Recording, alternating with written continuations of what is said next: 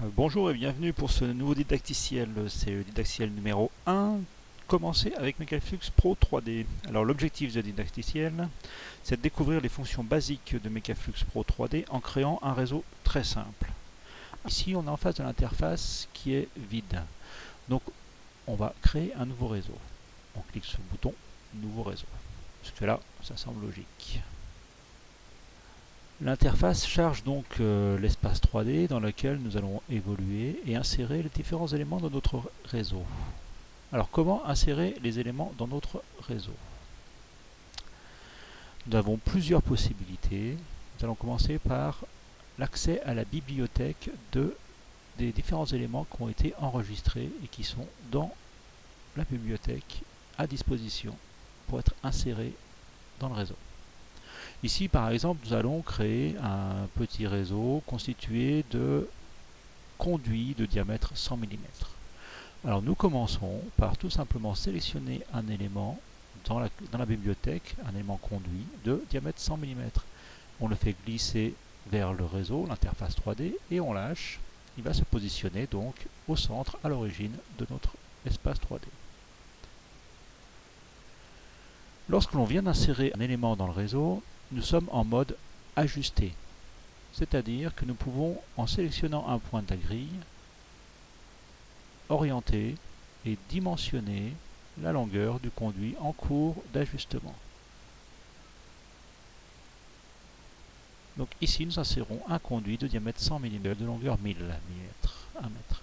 On va le faire de 2 mètres. Hop, on sélectionne le deuxième point. On voit que la grille se repositionne, nous permettant l'accès à un troisième, quatrième, etc., cinquième point. Donc nous pourrions faire une longueur à volonté. Vu qu'à chaque fois qu'on sélectionne la grille, elle se déplace, on peut ainsi se déplacer dans l'espace 3D sans encombrer d'une grande grille. Et ainsi positionner notre élément, donc dans l'interface. Alors ce système de positionnement 3D est très ergonomique et est déposé par la marque Mecaflux sous le nom de IntelliGrid. Alors nous allons par exemple ici stopper le mode ajustement et nous avons donc fini d'insérer notre conduit. Nous voudrions continuer après ce conduit avec un conduit de même diamètre. Il suffit de sélectionner le conduit et de cliquer sur continuer après l'élément sélectionné. Ici en l'occurrence le conduit rectiligne. On rouvre le mode d'ajustement et le point d'insertion est le point de fin du dernier conduit. Voilà. Remarquez ce qui se passe lorsque l'on clique sur valider après une insertion d'un conduit qui est en perpendiculaire avec un autre, par exemple perpendiculaire ou d'un autre angle, mais pas en continuité. L'insertion automatique d'un coude se fait. Alors ces insertions automatiques de coude sont bien pratiques, elles évitent justement d'avoir à recourir à de nouveau glisser, déposer ou insertion d'éléments, car ils s'interposent automatiquement dans le réseau, entre deux éléments qui ont une orientation différente. Le rayon de courbure de ce coude peut être modifiable, donc on pourrait ici choisir un rayon plus important, ici on va dire qu'on veut qu'il fasse 5 fois le diamètre du conduit, ou bien on peut dire qu'il était à angle vif. Alors on a agrandi le coude, automatiquement bien sûr les deux éléments qui sont autour se réduisent pour ne pas modifier leur point d'implantation, et nous voyons ici le coude qui s'est redessiné. Nous pourrions aussi modifier l'orientation de ce coude. Donc nous voudrions par exemple qu'il soit dirigé vers le haut ou vers le bas d'un angle choisi, prédéfini. Bon, ici on va le laisser à 0, à 90, pardon. Nous pourrions aussi modifier la déviation de ce coude, c'est-à-dire la direction de la sortie, l'angle entre la sortie et l'entrée du coude. Ici nous allons redimensionner dans ce coude. Et nous voyons donc l'interface se mettre à jour en fonction de ce redimensionnement. Nous allons laisser à 90 degrés, qui était notre volonté de départ. Voilà, nous avons vu comment déjà insérer ces éléments très rapidement dans le réseau. Maintenant, nous pouvons aussi insérer dynamiquement des changements de diamètre. En sélectionnant le dernier conduit, nous allons choisir sur agrandir, créer un cône. Donc nous avons une petite fenêtre qui s'affiche, c'est la fenêtre de création de cône. Donc là, le diamètre de sortie est automatiquement proposé à 2 fois le diamètre sélectionné. On va le laisser comme ça. On va juste changer l'angle, faire un cône plus doux à 10 degrés. Et on sélectionne insérer le cône divergent en aval du conduit. Alors non, on va sélectionner insérer cône divergent et prolonger avec un conduit. Ça ferait que cette sélection automatique nous permet donc directement d'insérer et de prolonger avec un conduit de diamètre correspondant. Nous pourrions dire que cet élément n'est pas dans la bonne direction. Donc on dispose du menu ajuster que l'on a vu tout à l'heure et qui nous ramène vers cette interface de sélection, de direction et de longueur en fonction d'un point de la grille sélectionnée.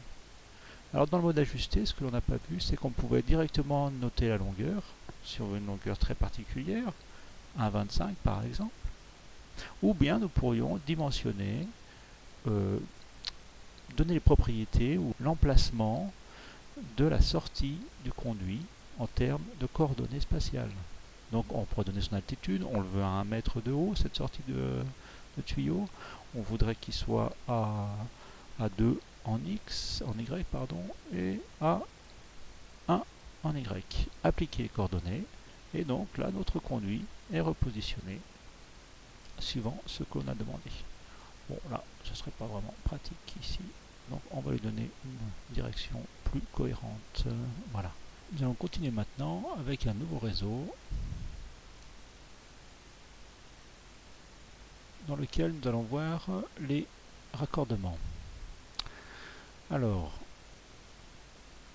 nous allons ici donc insérer un réseau de 100 mm comme tout à l'heure. Et comment faire pour créer une bifurcation? Eh bien, il n'y a rien de plus simple, il suffit de sélectionner, créer une séparation. Alors, on nous propose 3 angles par défaut que nous pourrons modifier plus tard. Nous allons déjà choisir donc une répartition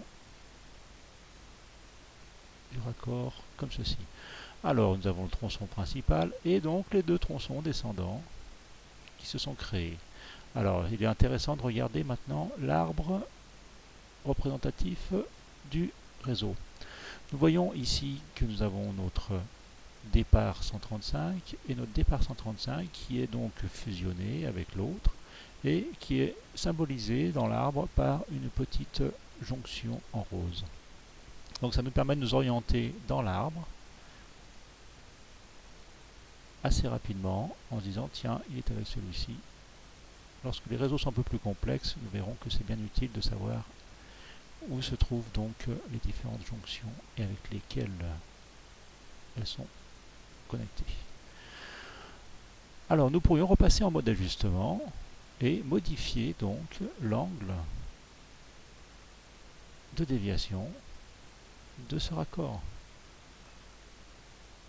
Ajuster, et là on va mettre un conduit droit, par exemple. Et nous voyons ici que nous avons une bifurcation qui a été mise à jour. Nous voyons bien qu'ici nous avons un passage à 90, donc parce qu'en fait le fluide qui suit cette direction traverse le raccord et c'est détecté comme un passage. Ici on a un petit symbole dessus qui nous fait voir un petit peu la situation. Si on se met sur l'autre tronçon, et nous voyons la jonction au départ, c'est bien une jonction au départ à 90, donc ça créerait un angle droit et c'est pas le même élément. C'est bien 2 éléments différents qui sont fusionnés donc dans le même emplacement. Si par exemple j'avais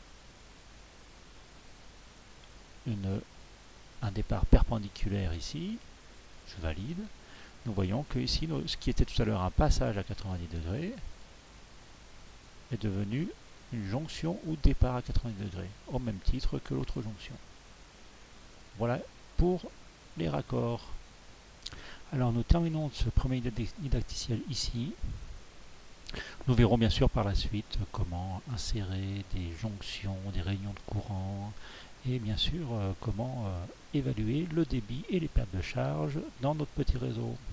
Eh bien merci de nous avoir suivis jusque là et à la prochaine.